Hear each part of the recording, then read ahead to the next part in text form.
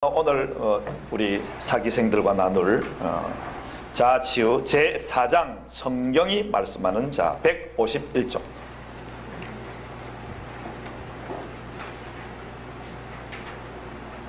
자 151쪽 보면요, 그 첫 번째 자기 자신의 성경 용례가 나옵니다.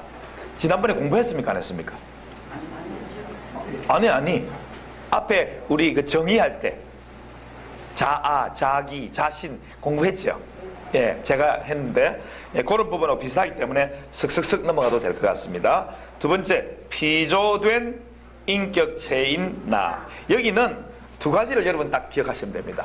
피조된, 피조물이라는 거하고, 근데 자유의지를 가지고 있는 인격체다 하는 거하고, 그런 나의 모습을 하나님의 창조물 중에서 너무나 귀하고, 그러나 피조물이라는 그런 창조주가 아닌, 교만하면 안 되는 말씀 속에서, 물고기가 물 속에서 살아야 되듯이 하나님 말씀 속에 살아야지 되는 존재라는 것, 그렇게 느끼면 되겠죠. 그 두 가지, 그러니까 이중적인 모습이겠죠. 3번, 하나님의 형상과 죄인.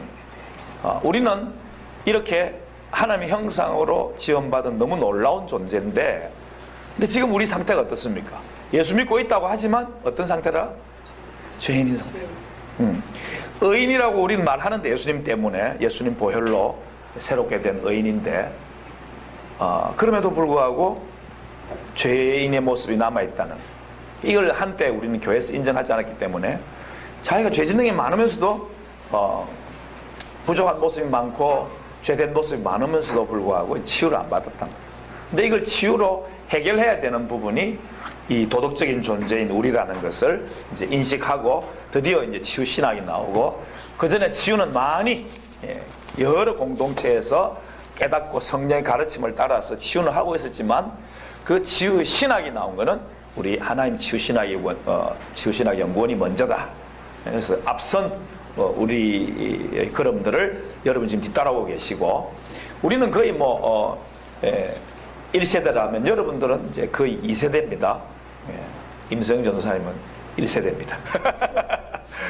나이로 이제 말씀하는 겁니다, 우리가. 그래서 여러분 2세대들은 앞으로 우리가 조금 더 뒤에 나이가 더 들면 여러분이 이 감당해 줘야 됩니다. 이곳에서 이 강단을 지켜야 되고, 치유의 신학으로 나가야 되고, 또 치유 사역자로 나가야 되고, 이런 모습들. 특히 여러분들은 또 아가페에서도 공부도 했기 때문에 그런 어떤 바탕들을 주님께서 여러분에게 주신 것이 아닌가. 저는 지금 그 오산에 있는 청년 공동체를 지도하고 있는 그 송기철 장로님 그 쪽에서 이제 은혜를 많이 받아가지고 하고 있는 자매를 알고 있는데, 집사님인데, 이분은 여기 우리 신학교에서 공부를 했어요. 1.5학기? 1.5학기. 그러니까 그 속에서 굉장히 많이 이제 그 변화를 받았는데, 본인은 이제 그걸 수용하기 조금 힘들었는데, 여하간 막 논산이니 뭐 여러 가지 치유 곳을 막 많이, 우리가 다 아는 분들이에요. 그 치유를 다 받으러 다니고 이러다가 어느 날, 딱 뭔가 장착이 됐는데, 성령이, 공부도 별로 많이 안 했어요. 그래서 주로 한 장사가 물장사 쪽. 여자가 굉장히 덩치가 있어.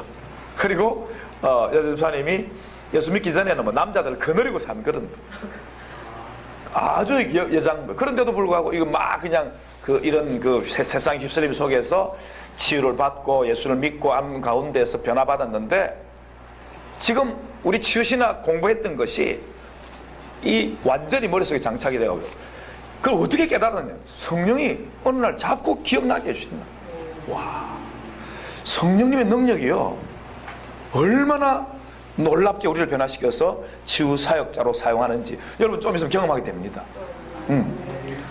저도 영이 안 열려서 정모사님하고 공부할 때 1년째는요, 2년째 우리 공부를 하고 이렇게 자아치유 기독 영성 공부하는, 저는 영이 안 열리니까, 우리 뭐 기존 교회에서는 그런 게 없었단 말이에요.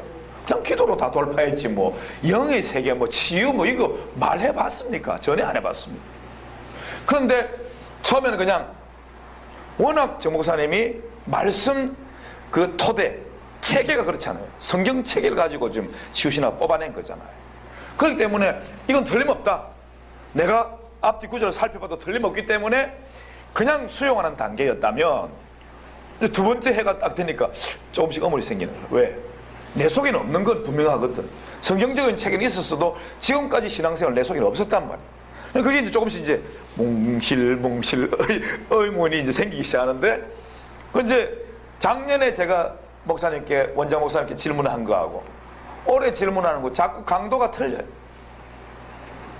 더 깊은 게 자꾸만 의심이 생기고 문의가 생기고, 이게 왜 어째서 이런 논리가 이렇게 촥 뛰어오를까? 이건 혹시 정 목사님의 논리 비약이 아닌가? 성경 구절이 정확하게 그것을 표시를 하고 있는가? 하니까 물어볼 수밖에 없는 거라. 왜냐하면 강의를 해야 되는데. 그러면 그때 딱 해결이 되는 거예요. 하나씩 둘씩. 그리고 아직까지 해결 안 되는 부분들도 있어. 그 지금 막 억지로 해결해도 되겠습니까? 좀 시간이 걸리는 거지. 네, 이런 마음으로 이제 지금 저희들이 4년차 여러분을 이제 대하고 있는 거죠. 그러니까 여러분들은 얼마든지 우리 다음 대에 이 강단과 또 이 사역지, 또 앞으로 우리가 꿈꾸는 바 치유 사역의 현장을 아까도 우리 요양원 말씀 나눴는데, 그런 좋은 장소를 이렇게 하고 참 암환우들을 돌보고 하는 이런 여러 시설들을 꿈꾸고, 꿈이 큽니다. 한국에 있는 참 그 연약한 이들을 돌보기 위해서 예수님의 마음으로 할 수 있도록 얼마든지 지금 이렇게 할 수 있는 그런 꿈을 가지고 이렇게 기도하는 준비 가운데 있는데, 뭐 우리가 안 해도 된다고 생각합니다. 우리는 기도로 그 기초를 쌓고, 또 옮길 수 있으면 우리는 2020년을 지나면 꿈꾸고 이제 옮긴다면 뭐 많은 건축이 안 돼도 좋습니다. 우리 때 할 수 있는 데까지 하고, 또 다음 때 할 수 있는 대로 하고, 그 다음 때는 할 수 있는 대로 하고, 이렇게 해서 주님의 마음으로 참 이 땅을 돌보는, 우리 약한 이들을 돌보는 그 돌봄의 영성, 섬김의 영성으로 나가는 우리 치유신학 연구원이 되었으면, 세계기독교 치유성협회가 되었으면 하는 마음이죠. 그래서 이런 죄인의 모습이다. 그래서 그분이 그렇게 이 성령으로 열리는 것을 보면서 그 각자 필요한 것이 막 이렇게 머릿속에서 성령께서 이렇게 해주시는 것을 느끼는 거예요. 그게 지혜의 계시의 정신을 열어주는 거 아닙니까? 그걸 경험할 수 있는 거, 우리도 경험할 수, 저도 조금씩 경험하고 있고, 그분은 특별히 청년들을 위해서 그렇게 쓰시는 것이다 이렇게 생각이 돼요. 자, 그 다음에 네 번째는 본질적 구성 요소를 통한 자기이해. 이거는 아마도 계속해서 치유신학 결혼부터 시작해가지고 공부하는 과목마다 계속 나올 거예요. 본질적인 구성 요소, 영, 혼, 육, 사자관계 계속 나옵니다. 그래서 이걸 갖다가 공부하면 되겠고, 마지막으로 결국에는 이 기초는 뭐냐면 주님의 십자가예요. 주님의 십자가 희생의 그 보혈이고 그 이름의 권세를 통해서 치유가 일어나는 거잖아요. 우리는 놀라운 예수님처럼 성령 치유 사역자가 아니라 우리는 그 보조자잖아요. 간호사잖아요, 쉽게 말하면. 그래서 의사신 성령님의 그것을 기초를 놓는 것이 바로 십자가잖아요. 예수님 십자가 사역이니까, 속죄 사역이니까 십자가를 통해 본 자아를 마지막으로 공부하면 되겠습니다. 그래서 지금까지 기독교 영성은요, 첫 페이지 보면 영성이 나오잖아요. 이 영성은 중세의 수도원 영성. 이건 아마도 세례 요한이 아마 제일 가까울 것 같아요. 그죠? 세례 요한은 어디에서? 광야에서 석청과 메뚜기 먹으면서 낙타 털옷을 입고 그렇게 자신을 광야에서 이렇게 주님 오시는 길을 예비했잖아요. 이런 영성이 오늘날까지 이어지는 바람에 금욕적이고 성속 이원론, 거룩한 건 거룩하고 속된 건 속되어야 하면서 자꾸 우리를 이원론으로 분리하는 이런 경향이 있는 거죠. 그러면서 육체는 악하고 영은 선하다 하면서 육체를 괴롭게 하고 영이 각성되고 거룩해진다 이렇게 생각을 한 거죠. 그래서 자아를 파쇄 대상으로 생각하는 바람에 이렇게 우리는 그것을 이제 고쳐서 뭐라고 한답니까? 옛사람을 파쇄하라, 새 사람은 세워라, 이렇게 지금 공부를 하고 있는 중에 있습니다. 그래서 넘어가서 자기 자신의 성경 용례 153조, 이것도 바로 넘어갔어요. 한글 개역 개정판 성경 용례 한번 봅시다. 자기, 이것은 구약 성경에서 1390번이나 썼고 신약에서 520번 썼다 이렇게 나와 있죠. 자기, 그러니까 자기라는 게 얼마나 중요한가 하는 것을 우리는 볼 수 있습니다. 넘어가서 성경 구절 에베소 5장 33절 같이 읽어볼까요? 시작. 그러나 너희도 각각 자기의 아내 사랑하기를 자신과 같이 하고 아내도 자기 남편을 존경하라. 항상 자기와 자기 자신과 또 우리의 관계, 이웃 관계입니다. 나 말고 내 이웃, 제일 가까운 이웃부터 시작해가지고 친척, 형제, 또 아파트 주위에, 뭐 내 동네 주위에, 우리 사회에 이런 식으로 확대되어 나가는 것이죠. 그 다음에 자신은 구약에서는 44번, 신약에서는 60번, 60회 등장하고 있다. 그래서 자신은 그럴 때는 좀 강조가 된다. 1인칭 내 자신 myself, 2인칭 네 자신 yourself, 나와 너 강조를 하고 있을 때 제기대명사로서 자신 이렇게 쓴다는 것을 설명하고 있습니다. 공부했습니다. 지난번에. 넘어갑니다. 자기와 자신의 원어의 용례. 자, 구약에서는 성경 읽어볼까요? 자기 자신은 광야로, 시작. 자기 자신은 광야로 들어가 하룻길쯤 가서 한 로뎀 나무 아래에서 앉아서 자기가 죽기를 원하여 이르되 여호와여 넉넉하오니 지금 내 생명을 거두시옵소서. 나는 내 조상들보다 낫지 못하니이다 하고 이렇게 엘리야가 하나님 앞에 토스를 하는 장면을 볼 수 있습니다. 자기 자신, 나.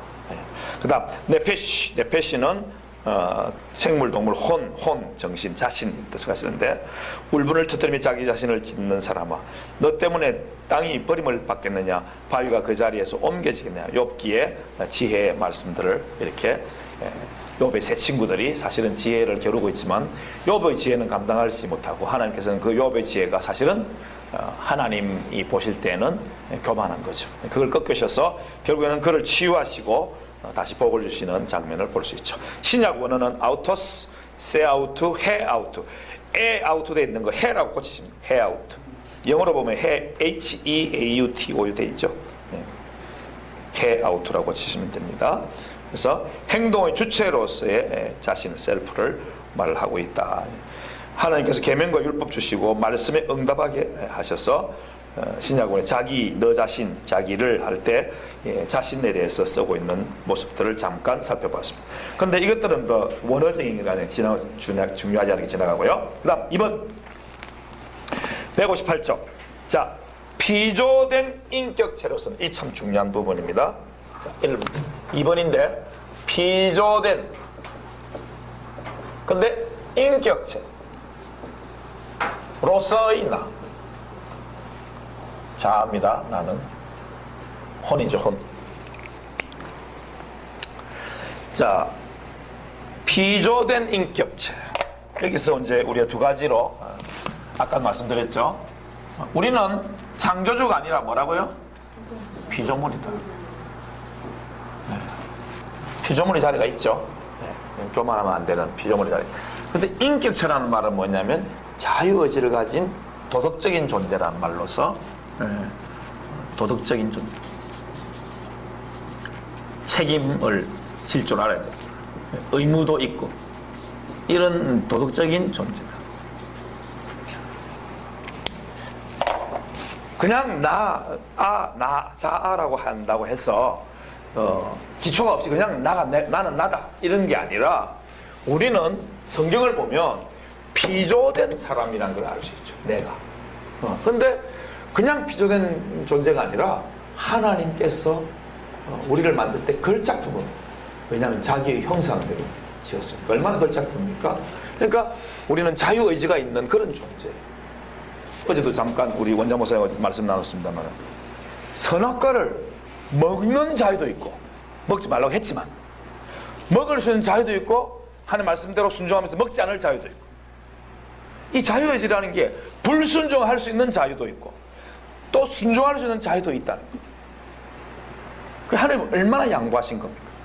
자유의지라는 것을 통해서 정말 우리가 자녀를 키워보면 알지만은 자기 아이가 정말 자신의 마음을 다해가지고 열심으로 공부하고 애쓰고 남을 도와주고 이런 아름다운 모습 보면 그냥 막 정이 가잖아요. 근데 안 그런 애들이 있잖아요. 뭐 툭 하면 그냥 갑자기 뭐가 탁 올라오는지 막 발로 차고 막 예? 엄마를 막 때리고 막 이런 애들도 있고 가끔 길 가다 보면 예, 그런 애들도 있더라고요.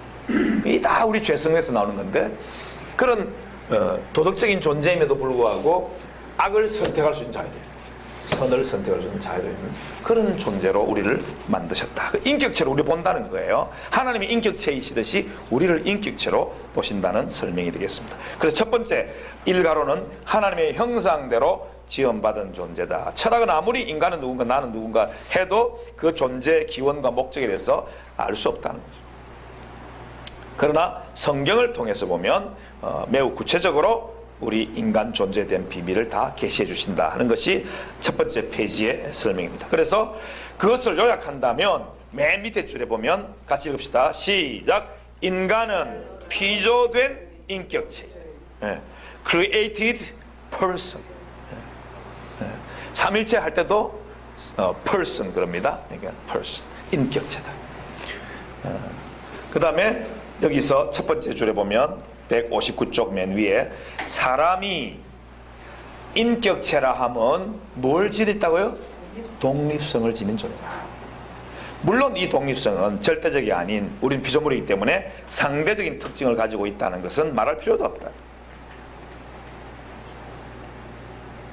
그 다음에 하나의 인격체로서 나는 결단력을 지니고 목적을 세우고 목적을 향해 나아갈 수 있는 능력이 있는 존재라는 것. 이게 바로 피조물이 된 인격체다 할 때 인격체라는 뜻이라는 거죠. 그런데 이 독립성도 그냥 독립성이 아니라 상대적인 독립성이라고 둘째 소절에 둘째 그 단락의 세 번째 줄에 보면 있습니다. 상대적 독립성을 가지고 있다. 왜냐하면 우리는 피조물이기 때문에 하나님을 의존해야 되기 때문에. 그래서 셋째 줄 끝에 보면 피조물로서 나는 하나님을 떠나서는 손가락 하나도 움직일 수 없고 말 한마디조차 내뱉을 수 없으나 인격체로서의 나는 나의 손가락을 내 마음대로 움직일 수 있고 내가 말하고자 할 때 나는 말할 수 있다. 딱 두 가지를 대비 딱 해놨죠. 지금 내 의지로 다 하는 거 예요. 맞아요. 내 의지로 지금 했어요. 그러나 이렇게 할 수 있는 기초를 누가 주셨다고? 성령께서 지금 이 우주를 특히 이 지구를 감싸시면서 운행하시기 때문에 우리가 이렇게 움직일 수 있는 거야. 그래서 피조물로서의 나는 진흙에 불과하고 하나님은 토기장이시지만 인격체로서의 나는 나의 결단을 통해서 나의 인생을 설계해 나가는 존재다. 이런 점에 있어서 셀프, 내가 하나님께 온전히 의존함과 동시에 내가 인격체로서 누리는 결단의 자유가 동시에 가능할 수 있는가 하는 게 너무나 신비롭다. 네. 그래서 우리는 로봇처럼 지어진 존재가 아니라 로봇은 정해준 대로 가는 거예요. 또 태엽을 감아가지고 풀면 그 길 따라만 갑니다. 그러나 우리는 이리 갈 수도 있고 저리 갈 수도 있는 그런 존재. 그럼에도 불구하고 하나님의 그 피조물로서 하나님의 그 섭리의 가운데 있다는 것을 우리는 기억하는 것이 좋겠습니다. 넘어갑니다. 이걸 참 잘 설명한 것이 바로 그 위에 맨 위에 있는 조금 두꺼운 것이 사람의 피조성과 인격성은 반드시 함께 균형 속에서 살펴져야 한다. 만약에 신학이 인간의 피조성만 강조하고 인격성을 경시할 때는 무분별한 결정론에 빠져. 다 결정된 대로 가는 거예요. 로베토처럼. 그런데 그게 아니라는 거예요. 그런데 사람은 인간성 그 자체를 상실해버린다. 결정론에 빠지면 그렇죠. 그러나 피조성을 제외한 인격성만을 또 반대로 강조를 하게 되었을 때는 사람 자체가 신성화되어 버립니다. 계획과 목적의 거부권을 행사할 수 있거나 한 것처럼 되고 하나님 밖에 서신 채로 속수무책인 것처럼 된다. 그러니까 우리가 하나님 자유의지를 가진 도덕적인 존재라는 이 말 자체가 피조물이지만 굉장히 이런 이 두 가지 이런 극단적인 이것을 중심을 잡고 잘 살아야 된다는 것을 보여주고 있는 용어가 되겠습니다. 비조된 인격체, created person. 그 밑에 보면 셋째 줄에 사람은 끄트머리에 피조물이기에 뭐를 통해서만 구원받을 수 있다? 주의 은혜를 통해서만 구원받을 수 있다. 줄 끊으시고요. 나는 인격체이므로 복음에 대해서는 믿음으로 응답해야 된다. 딱 두 가지 나오죠. 피조물이기 때문에 은혜가 있어야 구원받고, 그래도 나는 인격체이기 때문에 또 반대로는 복음에 대해서 나는 믿음으로 응답을 해야 되고, 이런 조화가 필요하다. 성화에 대해서도 이 원리가 적용되는데, 성화는 하나님의 사역이다. 그럼에도 불구하고 사람의 과업이기도 하다. 내가 피조물이기 때문에 성령님을 통해서 하나님 나를 성화시켜 주시긴 하지만, 동시에 나는 인격체이기 때문에 하나님을 두려워하는 가운데 거룩함으로 온전히 이루어 나갑니다. 구원을 이루어 나갑니다. 처음 받은 구원도 주님의 은혜로 받았지만 이제 이루어 나가는 구원, 이 구원은 또 나의 인격적인 이런 모든 결단이 필요하다. 그것을 말씀을 하고 있습니다. 책임도 있고 의무도 있다. 그 다음 2번 161쪽 맨 위에 나에서의 자아의 혼의 위치. 둘째 소절을 보면 나는 전인이다. 여기 전인이라는 것은 혼, 영, 몸, 이 합한 전체가 바로 나 전인인 것이죠. 그런데 그 밑에 줄에 보면 즉 우리 인간이 자신에게 스스로 자자를 붙임으로 인간은 자기를 뭐한다? 대상화하는 그런 존재다. 내가 나를 살펴볼 수 있는 능력이 있는 것은 어떤 존재이기 때문에 주님이 이렇게 우리를 인격체로 지어줬기 때문에, 대상화할 수 있는 존재로 우리를 지어줬기 때문에 우리를 객관적으로 살펴봐야 돼. 이거 살펴볼 수 없는 사람들은요, 범죄하기에 너무나 가깝죠. 어떤 특별한 죄를 자꾸 짓는 사람은 그 부분에서 자기를 객관화, 대상화시키지 못해서 그런 거예요. 예. 말이 너무 계속 험한 말을 하는 사람들은 그걸 자기에서 물러나서 나를 객관적으로 바라볼 때, 내가 이렇게 말하고 있는 존재구나, 빨리 고쳐야 되겠다 이랬는데, 객관화하지 못하고 대상화하지 못하면 안 고쳐져요. 그래서 나는 그런 존재인데 그걸 깨닫고 이제는 객관적으로 자꾸 볼 수 있는 존재가 돼야 되는 거죠. 그래서 어쩌면 공동체가 있을 때는 공동체의 말에 귀를 기울여줘야 되겠죠. 그래야지 내가 볼 수 없는 것을 상대히 보고 말할 때 내가 조금 더 벗어나서 객관적으로 나를 볼 수 있게 되는 거죠. 넘어갑니다. 자, 하나님의 형상과 죄인. 첫째는 하나님의 형상으로 지음받은 존재로서의 나.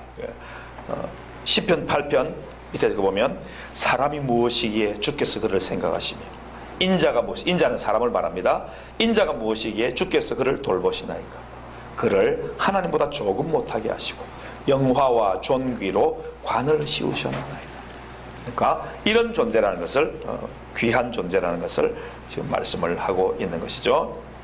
그래서 신약 성경에 나타난 증거를 보면 163쪽 중간에 성경을 보면 이것으로, 우리 입술을 말하는데 말의 권세를 말하죠. 우리가 주 아버지를 찬송하고 또 이것으로 우리 입술로 하나님의 형상대로 지음을 받은 사람을 저주하는 말도 나온다는 거예요. 이건 치유받아야 될 입술이죠. 그래서 야고보서 3장 9절의 말씀을 보면서 우리의 모습을 하나님의 형상대로 지음받은 존재이긴 하지만 타락한 존재로서의 모습도 보여주고 있죠. 근데 입술의 권세는 그만큼 크다는 걸 지금 말씀합니다. 넘어갑니다. 그래서 두 번째 구절 나옵니다. 오염된 자, 두 번째 오염된 자, 원죄 영향 아래에 있는 이 세상의 모든 인류는 그 자아가 뭐 때문에? 항상 우리 지우신에 강조하는 대로 죄 때문에, 죄 때문에 오염이 되어서, 그래서 저주하는 입술의 말이 나오게 되는 것이죠. 그리고 그것도 오염되면 거짓되고 왜곡된 지식을 가질 수 있다. 그러니까 나는 그걸 진리라고 생각하는데 거짓되고 왜곡된 진리를 가지고 있을 수 있다는 것을 인정해야 돼요. 왜? 나는 오염되어 있는 부분이 많이 있기 때문에. 그래서 3번, 이게 3번이 자연스럽게 나오게 되겠죠. 성도가 되었지만 여전히 죄인인 나 자신, 의인이면서도 죄인인 나 자신. 우리는 구원받은 존재임에도 불구하고, 이 구원받은 존재임에도 불구하고 앞으로도 계속 구원의 완성, 주님 재림하실 때 우리의 몸이, 우리의 몸도 부활체가 된다 그랬잖아요. 그래서 처음 구원받는 그 순간에 영이 구원받고 우리의 영이 성령이 임하시는 구원의 일. 그리고 우리의 삶의 모든 순간에 주님께 성령께서 함께 하심으로 우리는 점점 이렇게 성장해 나가는 거죠. 물론 이 성장이 그냥 쭉 진행 일방도가 아니라 이렇게 이렇게 참 은혜 가운데 거하다가 또 나락으로 떨어지는 거 하다가 다시 또 은혜 가운데 거하기로 결단을 해야 되겠죠. 이럴 때 다시 기도의 자리로 나가고 예배의 자리로 나가야 되겠죠. 이러면서 점점 상승 곡선을 타고 우리는 주님 재림하시는 그날까지, 아니면 우리의 생명 호흡 다하는 그날까지 발전해 나간다.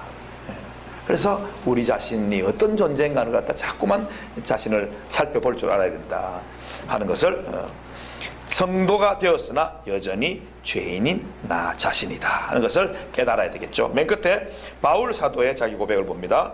그러므로 내가 한 법을 깨달았노니 곧 선을 행하기 원하는 나에게 악이 함께 있는 것이다. 속사람으로는 하나님의 법을 즐거워하되 내 지체 속에서 단 한 다른 법이 내 마음의 법과 싸워 내 지체 속에 있는 죄의 법으로 나를 사로잡는 것을 본다. 오라 나는 곤고한 사람, 이 사망의 몸에서 누가 나를 건져내랴? 우리 주 예수 그리스도로 말미암아 하나님께 감사하리. 그런즉 내 자신이 마음으로는 하나님의 법, 육신으로는 죄의 법을 섬긴다 하고 사도 바울은 자신의 모습을 그대로 이렇게 성경에 로마서에 기록한 것을 볼 수 있죠.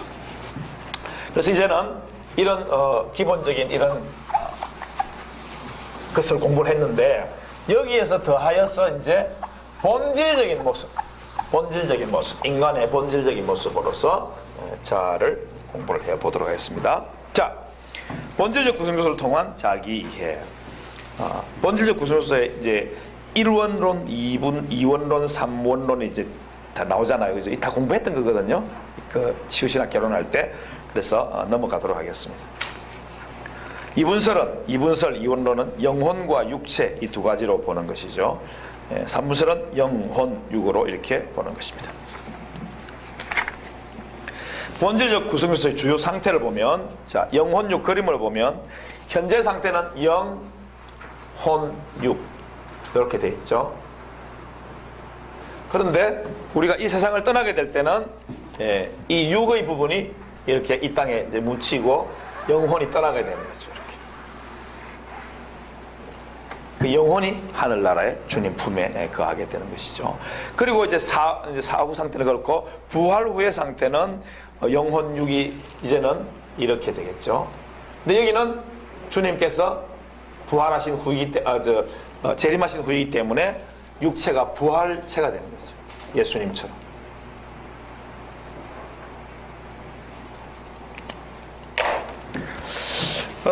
요즘 그 우리 드라마들을 보면 굉장히 그 무슨 외계인이라든지 뭐 도깨비라든지 뭐 이런 이야기들로 막 황당한 것처럼 이제 막 과학이 발달해가지고요. 뭐 컴퓨터 그래픽이 워낙 발전해가지고 뭐 사람이 사라지는데 뭐 다른 별로 갈 때는 뭐 해가지고 뭐 없어지고 막 이런 식으로 컴퓨터 그래픽 하더라고요. 도깨비 할 때는 보니까 누구를 원기를 죽이고 자기는 이제 탁 죽는데 이렇게 뭐 불꽃처럼 활활 하면서 싹 사라지는 이런 모습을 딱 하는데, 이제 컴퓨터 그래픽 대단하대요. 근데 제가 말씀드리는 그게 아니라, 그런 거는 이제 뭐 우리 상상력, 작가들 상상력이지만 사실 부활한 후의 몸은요, 우리가 상상하는 그 이상의 놀라운 몸이 될 거예요. 하나님 이 우주를 왜 이렇게 크게 창조하셨어요? 네. 우리는 시간적인 존재에서 나중에 그때 되면요, 그냥 이 별에서 저 별로 뭐 안드로메다가 빛으로 가면 뭐 엄청나게 많은 이렇게 빛으로 달려도 그렇다는데, 그 지금 우리가 보고 있는 뭐 빛이 몇 천년 전, 몇만 년 전 광년이니까, 예, 그런 거리라고 하는데, 그런 거리보다 더 먼데도 그냥 순간으로 갈 수 있도록 그런 부활체가 되지 않겠는가, 그런 식으로 생각이 될 정도로 주님의 창조의 능력은 이 창조 세계 안에서는 거침이 없는, 그런 모습이 될 거라고 생각을 해보는 거예요. 무슨 구체적으로 안 나와있으면 모르겠지만 하여튼 하나님의 광대하신 능력을 우리가 생각해 보는 거죠. 그래서 부활체로서 죽었던 그 이미 땅속에 묻혀서 무슨 뭐 이렇게 파헤쳐서 흙으로 다 바뀌었을 텐데, 원소로 다 됐을 텐데도 불구하고 바닷속에서 막 물고기들 다 집어 뜯어 먹어가지고 우리 뭐 이렇게 바닷속에 빠져서 죽은 사람들에 대해서도 성경이 나오는데, 바다가 그 생명을 일으킨대요. 그래가지고 부활 때에는 완전히 부활체가 돼가지고 하늘에 있던 영혼이 또 땅에 있던 몸이 사라졌던 몸이 이렇게 올라와서 이제 공중에서 영혼 육이 부활체가 되면서 공중잔치에 먼저 간대요. 살아난 사람보다. 그리고 살아있는 사람들이 나중에 이제 들려서 올라간다. 그래서 공중에서 혼인잔치가 벌어진다. 이 계시록이에요. 주님의 기록입니다. 그래서 이런 몸으로 우리가 주님을 만나게 됩니다. 그때는 어떤 일이 벌어질지 몰라요. 그래서 이런 것으로 영혼육 삼분설을 근거, 삼원론의 근거를 알려주는 주요 성경 구절을 쭉 목사님이 뽑아놨으니까 살펴보시고 읽어보시면 좋겠습니다. 자, 그럼 구성요소의 성분적 유래할 때 이 공부를 조금만 하면 되겠죠. 사자관계를 먼저 그리겠습니다. 십자가를 이렇게 그리고, 여기에 영, 혼, 육, 뭐 이런 식으로 그려봅시다. 이렇게 했을 때, 영혼육을 했을 때는, 자, 첫 번째로는 영은 누구하고 제일 가깝냐면 하나님과 제일 가까워요. 그리고 여기는 나예요, 나. 오른쪽에는, 왼쪽에는 나고, 오른쪽, 이쪽에는 타인이죠, 타인. 다른 사람. 나 외에 다른 사람. 여기는 물질적인 그런 부분을 말하면 자연이죠, 자연. 하나님 만드신 모든 만물과 관계되는 육체를 말하고 있습니다. 자, 이렇게 사자관계를 딱 그려놓고 영혼육을 여기에 딱 대입시켜 보면 결론이 딱 나오는 거죠. 하나님께서 우리에게 영을 새롭게 할 수 있는구나. 그럼 영이 또 혼에게 관계를 하고 또 이렇게 바로바로 깨달은 바를 이렇게 전달하는 그런 상태를 말해요. 육도 마찬가지로 혼에게 또 영에게. 그래서 영혼육이 이 땅에서는 절대로 떨어질 수 없는. 그래서 뭐 아주 이제 병원에 가가지고 어려워진 상태에 있을 때 이 혼이 나가서 뭐 완전히 의식이 없는, 그럼에도 불구하고 몸은 살아있는 그런 경우도 있을 수 있고, 하여튼 이 영혼육이라는 이 단계를 주님께서 우리에게 주셨다는 거, 본질적 구성요소의 성분적 유래를 말씀하고 있습니다. 그래서 이 혼은 바로 나 자신의 혼은 다른 사람과 관계를 통해서 내가 점점 공부를, 초등학교 처음에 났을 때는 엄마 아빠 밑에서 형제들과 함께 자라가면서 혼이 점점점 자라는 거죠. 백지 상태 혼이 점점점 자라. 그리고 나도 우리 아까 저 심리적인 그 자아에 대해서 공부를 했는데, 이 내가 에릭번 같은 경우 어버이자, 어른자 이렇게 우리 공부했지 않습니까? 어린이자, 그 한 가지 또 마찬가지로 내가 이 혼이 사실은 이렇게 아빠 엄마 밑에서 사실은 태어났을 때 이 혼 자체도 이미 부모의 영향 아래 있는 그런 유전적인 영향이 있는 거예요, 분명히. 그래서 아까 우리 이 목사님 다 완전히 설명 안 했습니다만은, 어버이자 같은 경우에는 비판적인 어버이자가 있어요. 비판적인 어버이자. 그리고 양육적인 어버이자가 있어요. 딱 들어보면 알겠죠. 엄마 아빠가 아주 비판적인 사람이야. 그러니까 뭐 말만 하면 그냥 다 비판적으로 해요. 그러면 아이가 주눅이 들면서 늘 비판적인 말만 듣다가 나중에 커서도 그래 돼버려요. 그 다음에 양육적으로 엄마 아빠 늘 이렇게 사랑으로 보살펴주고 이렇게 크게 화내는 그런 부모가 아니라 정말 이렇게 양육적으로 잘 된 그런 부모 같으면요, 이 아이가 얼마나 큰 복이겠습니까? 저도 부산 사람인지라 말이 먼저 크고 말부터 먼저 나오고 이래가지고 정말 이게 어디서 나 이런 게 나온다. 나 참 사랑스럽고 사랑을 잘 하는 사람인 줄 알았는데 아니더라고. 어디서 왔다고? 부모로부터 내려온 게 보니까. 부모는 그 부모로부터 내려왔더라고 보니까. 이런 모습을 우리는 결코 잊으면 안 되는 것이죠.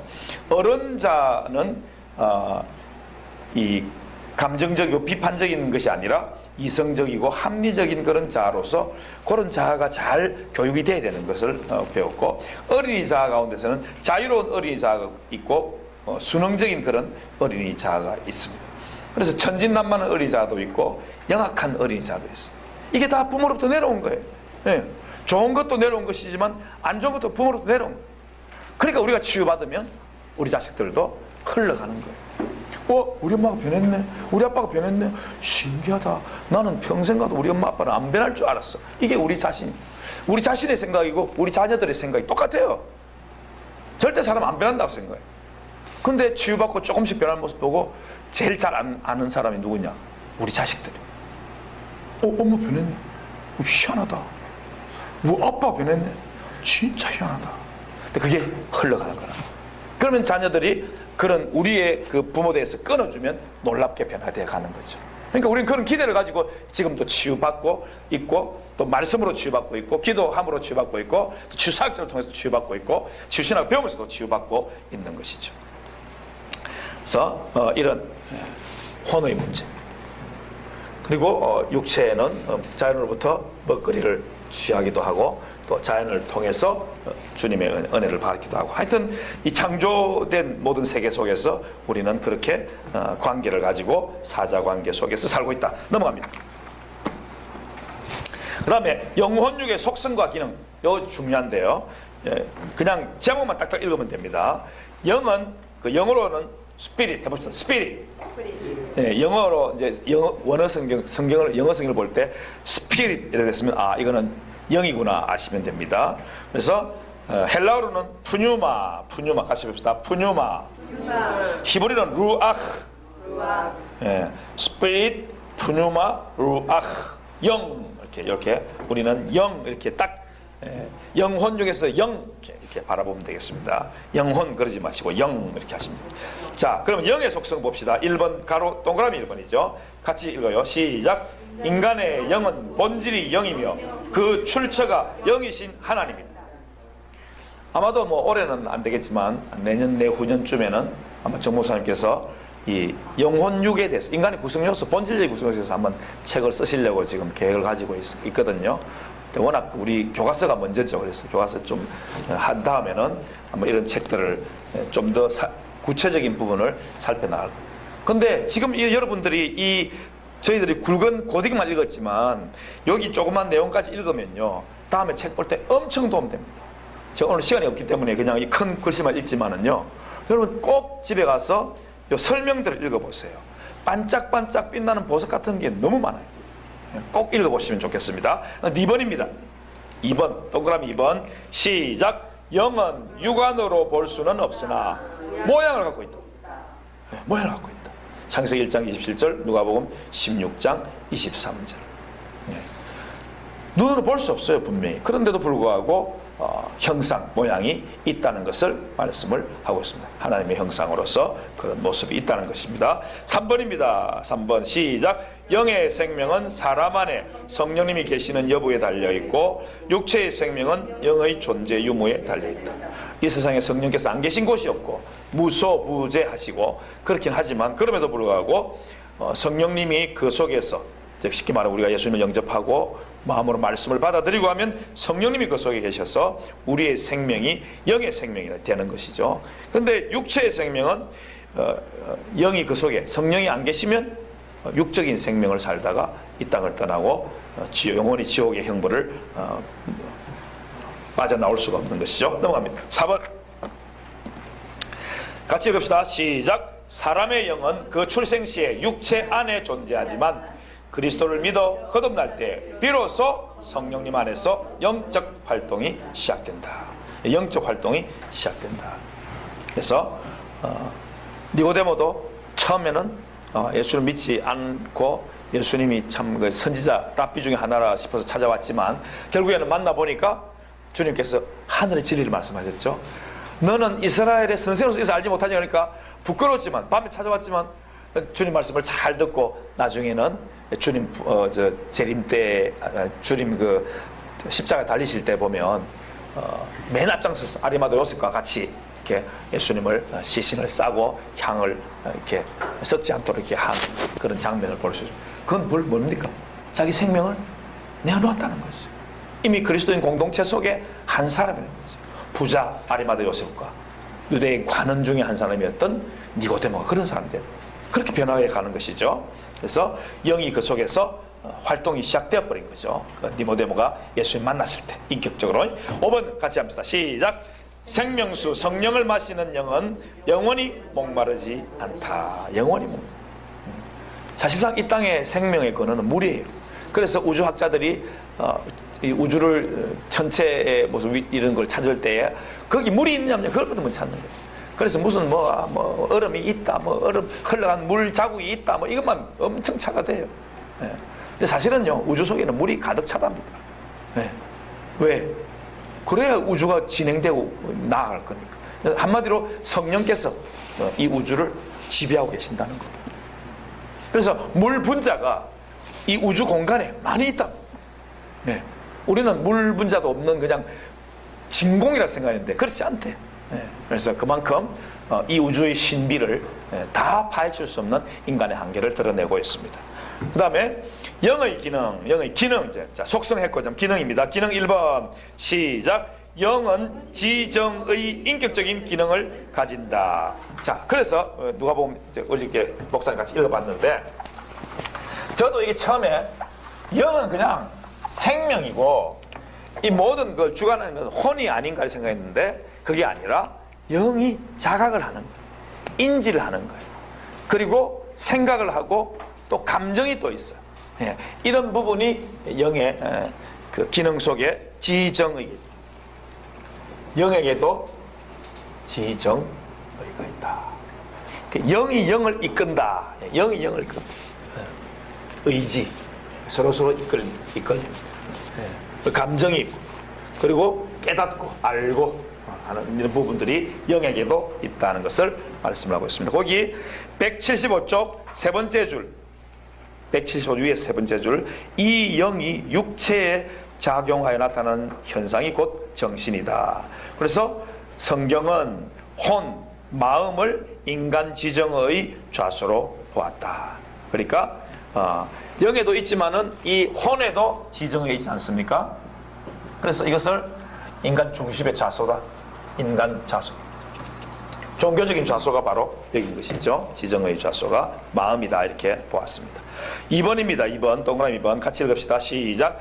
인간의 영은 영적인 존재와 원만한 교통을 할 수 있고, 인간 사이의 교통은 육체를 통해서만 가능하다. 영적인 존재와 교통할 수 있는 것은 바로 우리 속에 영이 있기 때문인데, 그럼에도 불구하고 인간 사이의 그 교제, 교통, 만남은 육체가 있어야 됩니다. 그러니까 우리가 육체가 딱 이제 죽어서 육체는 움직이지 못하잖아요. 그럼 교제가 안 되는 거죠.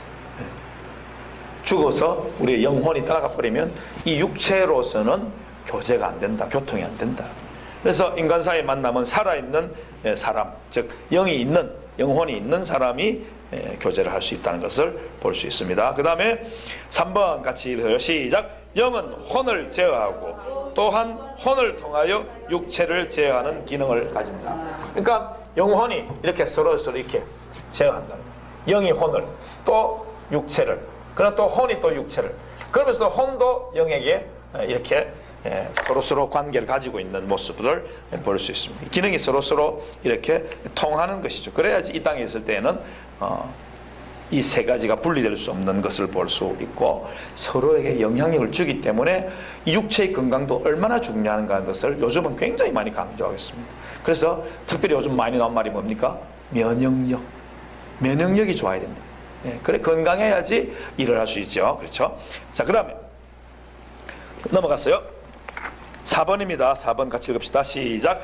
영은 혼적 기관인 마음이 감지하거나 머리로 판단할 수 없는 영역도 어떤 일을 만날 때는 순간적으로 알아차려 버린다.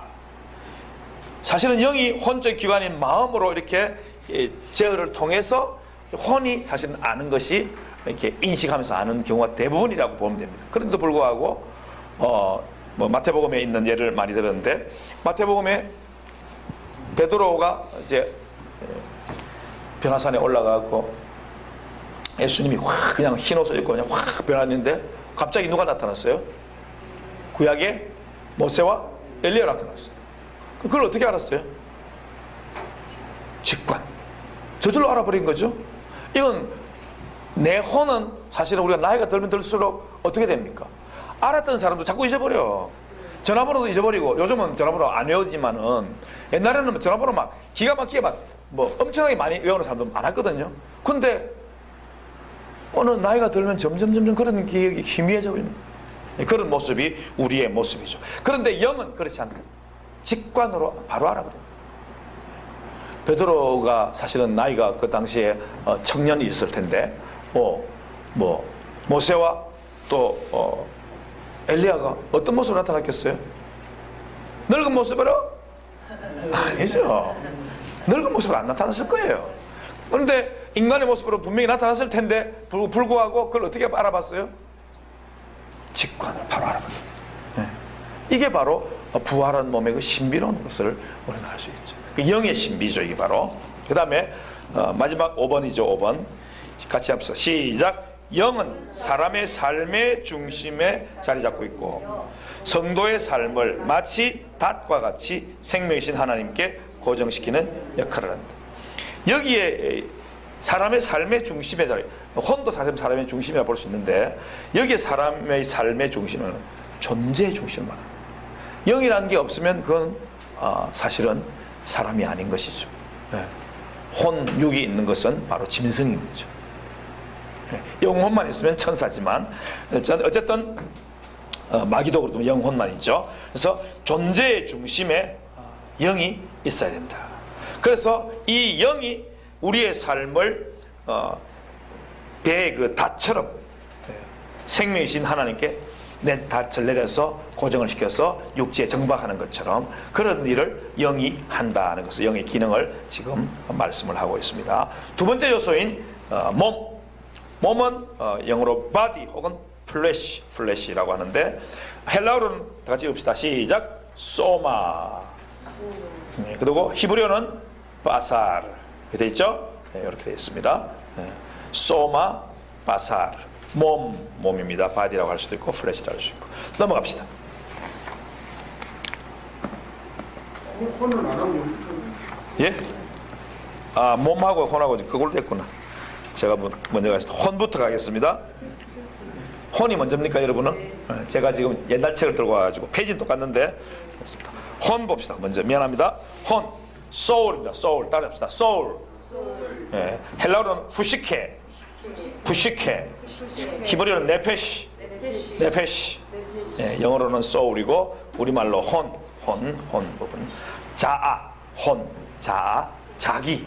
예, 인격의 중심. 예, 나를 표현할 때 바로 혼이죠.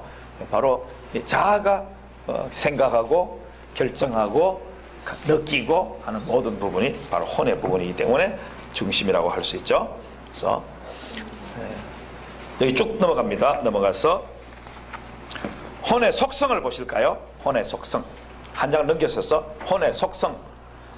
혼의 속성이 세 가지 나오는데 같이 한번 읽겠습니다. 1번 시작. 혼은 하나님의 창조 사역을 통해 그 영육과 함께 피조된 존재로서 땅에서 사는 일생 동안 일체를 이룬다. 조금 다릅니까? 네.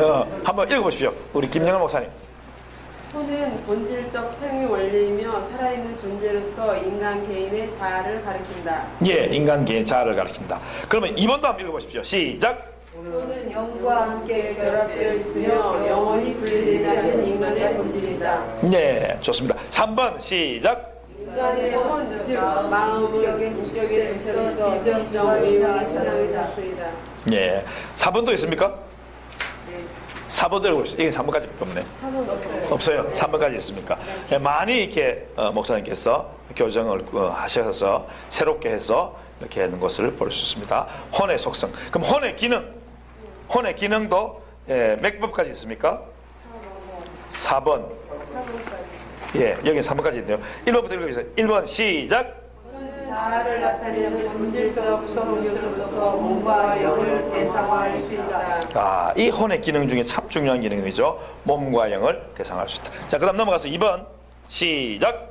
이거는 혼은 대신 관계를 갖는 데 있어서도 그 역할이 매우 중요하다. 예, 좋습니다. 그 다음에 3번. 혼은 인격적인 대상과 관계를 맺는 매우 중요한 요소이다. 예, 이런 관계를 맺는데 중요한 요소이다. 이렇게 혼과 영에 대해서 먼저 공부했고, 그 다음에 넘어갔어요. 몸. 뭐 남았죠? 4번 읽어보세요. 한번 시작. 혼은 대인 관계에서도 매우 중요한 요소이다. 예, 많이 이렇게 넓혀 놓으셨네요. 지난번 책에서부터. 좋습니다. 그렇게 해주시면 좋겠고, 그 다음에 남은 게 뭡니까? 몸 봅시다. 몸, 육체. 육체의 속성부터 봅니다. 육체의 속성. 1번 시작. 육체는 영과는 전반대로 그 본질이 물질이며 물질로서 구성되어 있다. 예, 영과 몸은 대칭적이다 그랬죠. 대칭적이다. 그러니까 영과는 정반대로 본질이 물질이다. 이 땅에서 왔다 하는 것을 말씀을 하고 있습니다. 그 다음에 2번 시작. 육체는 영을 생명의 근거로 삼는다. 그 말은 뭐냐면 영이 사라지면, 영이 빠져나가면 육체는 죽는다는 것을 말씀을 하고 있죠. 그 다음에 6은 3번 시작. 육체를 변화하는 그 다음에 물로 돌아가서 땅에 거하다가 내 육체의 영과 결합이 되어 영화로 모습을 영원한 생명을 얻는다. 예, 이 단계를 설명할 때 처음에는 영이 먼저 구원함을 받아서 성령으로 거듭나고, 그 다음에 우리 삶의 모든 과정 속에서 성령을 통해서 계속해서 변화받아 나가다가 마지막에 우리 죽어서 영혼은 주님께로, 육은 이 땅으로.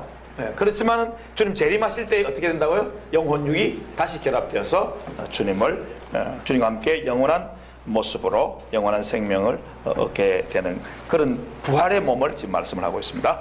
그 다음에 육체의 기능 봅시다. 육체의 기능 몇 가지입니까? 세 가지 봅시다. 1번 시작. 육체는 영을 근거로 해서 육적 세계와 직접 접촉하고 영의 인격성이 실체를 통해서 나타난다. 예, 육체는 만약에 육체에서 영이 없으면 사실은 이 물질적인 세계와 접촉이 안 된다고 그랬어요. 아까 영이 있기 때문에 접촉할 수 있는 거죠. 그래서 육체는 영을 근거로 해서 사실은 존재하면서 육적 세계와 영과 혼을 통해서 접촉을 하게 되는 것이죠. 그런 다음에 영의 인격성은 사실은 영혼의 인격성은 육체를 통해서 나타나는 것이죠. 밖으로 드러나는 부분들을 말하고 있습니다. 2번 시작. 육체는 영에 부속되며 영의 통치를 받으며 제한된다. 예, 육체는 사실은 영에 부속되며 영의 통치를 받으면서 제한되고 있습니다. 사실은 영혼 육 이런 순서로 머릿속에 사자관계 할 때 그렇게 살펴보시면 되겠고요. 그 다음 3번 시작. 영과 결합되어 영의 인격적 기관으로 소유하는 대신 몸은 마음을 인격에 자산하다. 자, 육은 영과 연합되어서 영이 혼을 인격적 기관으로 소유하는 대신에 사실은 영과 혼은 거의 분리되지 않는다고 보면 될 정도로 그런 모습이 인격적인 기관으로 소유를 하고 있어요. 근데 몸은 마음을 인격의 좌소로 가진다, 이렇게 설명을 하고 있습니다. 네, 넘어갑시다. 이 부분은 또 계속해서 반복해서 다른 과목을 통해서도 나타날 겁니다. 이제 마지막 5번입니다. 십자가를 통해서 본 자기. 이것도 아까 피조된 인격체로서의 나처럼, 자기처럼 그 비슷한 내용들인데, 인간은 하나님의 피조물이기 때문에 스스로 존재할 수가 없습니다. 우리는 하나님을 의존한 존재고 하나님께 주시는 만물을 필요로 하는 그런 존재입니다. 그러니까는 사자관계 속에서 하나님, 물질, 십자가의 이 세로 부분이네, 세로 부분처럼 그렇게 필요로 하는 존재들. 그 다음에 하나님 피조물이기 때문에 자신을 지으신 하나님 도우심 없이는 결코 자신을 알 수 없게 되어 있다. 첫째 그 단락의 밑에서 네 번째 줄을 보면 그 끝에 하나님의 특별 계신 성경 계시를 먼저 절대적으로 의존해야 된다. 이 기초가 사실은 우리 모든 신학의 기초가 되어야 되겠죠. 둘째 단락을 보시면 거기 별표 쳐놓고 이 모든 다수를 다 읽어보겠는데요. 같이 한번 읽어보겠습니다. 천천히 시작. 우리는 그리스도의 십자가를 통해서 나타난 하나님의 사랑을 알고 그 사랑을 접하고 몸소 경험하게 될 때 비로소 자신의 존재감과 건강한 자존감을 회복할 수 있게 된다. 사도 바울이 증거한 다음의 말씀은 자, 그 다음 줄 거세요. 시작. 비록 죄인이 되었지만 죄인을 지극히 사랑하시는 하나님의 은총을 깨달을 때 우리는 건강한 영적 자기 정체성을 갖게 된다. 참 중요한 구절입니다. 적어놓으시고 그 다음에 넘어가서 187쪽 맨 마지막 쪽 성경구절 로마서 5장 5절 8절 밑에 자 여기도 분명하게 십자가를 통한 자기를 말씀하는데 줄 것이면서 같이 읽습니다. 시작. 사도 바울은 이 그리스도의 십자가야말로 자기의 옛사람 옛자를 그 정과 욕심과 함께 그리스도께서 못 박히실 때 함께 죽어서 장사 지낸 바 되었고 또한 이 십자가에서 부활 승리하신 예수 그리스도와 함께 하나님의 자녀인 뭐로 새 사람으로 거듭 태어났음을 선언하고 있다. 그래서 그 밑에 그러므로 밑에 우리가 날마다 있죠. 우리가 날마다 시작. 우리가 날마다 몸을 씻고 헌옷을 벗고 새 입을 옷을 갈아입듯이 우리는 썩어져가는 구습을 쫓아가는 옛사람을 벗어버리고 날마다 그리스도를 닮은 새 사람 새 자의 옷을 입어야 된다 하고 에베소 4장 22절 골로새 3장 9절 10절 예로 들었습니다. 자 그러면 그 위에 맨 첫째 구절 같이 읽읍시다. 로마서 6장 6절 시작. 우리가 알거니와 우리의 옛사람이 예수와 함께 십자가에 못 박힌 것은 죄의 몸이 죽어 다시는 우리가 죄에게 종노를 하지 아니하리라. 죄의 몸이 죽어 내 속에는 죄를 끄집어내서 주의 보혈로 처리하고 주 십자가를 세우라는 것이지 이 새 사람까지 파쇄해서 의식 없이 그냥 무아몽롱한 상태로 들어가라 그런 말이 아닙니다. 옛사람을 죽이라 옛사람을 벗어버리라 말씀을 하고 있습니다. 맨 밑에 절 갈라디아 5장 24절 시작. 그리스도 예수의 사람들은 육체와 함께 그 정과 욕심을 십자가에 못 박았다. 주님이 싫어하시는 거 그거를 육체와 함께 그 정과 욕심을 십자가에 못 박고 새 사람으로 사는 것을 말씀을 하고 있습니다. 이것이 바로 십자가를 통해 본 자기다. 옛사람은 벗어버리고 새 사람을 입고 옛사람은 파쇄해버리고 새 사람을 자기 세우 작업을 인격적인 피조물이기 때문에 우리는 그렇게 해야 된다 하는 것을 이번 성경적인 자에 대해서 공부함으로써 마치겠습니다. 수고했습니다.